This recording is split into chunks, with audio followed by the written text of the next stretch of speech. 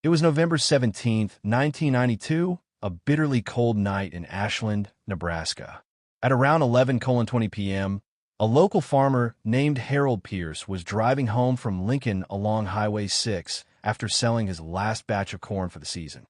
The road was silent except for the wind slicing through the flat Nebraska fields. As Harold passed the old Langley barn, he noticed something strange, a bright red light glowing from inside. The barn had been abandoned since the Langley family's tragic fire in 1978. Locals avoided it, believing it was haunted, but Harold wasn't one to believe in ghost stories. Curious, he stopped his truck and stepped into the freezing air. The light pulsed faintly, like a lantern being carried inside. Thinking maybe kids were trespassing, Harold walked toward the barn. Each crunch of gravel beneath his boots seemed louder than the wind. When he pushed the barn door open, the light vanished. Inside, the air smelled of ash and old hay. Dust danced in his flashlight beam. The ground was undisturbed. No footprints, no sign of anyone.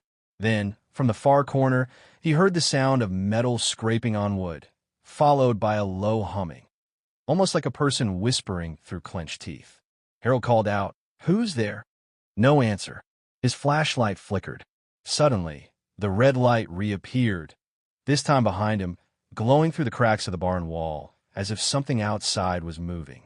He rushed out, but there was nothing, just the empty field stretching under the moonlight.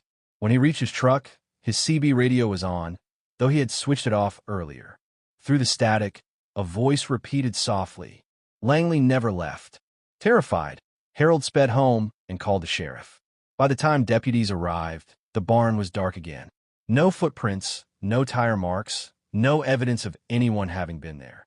The next morning, investigators found fresh burn marks inside the barn in the exact spot where the Langley fire had started 40.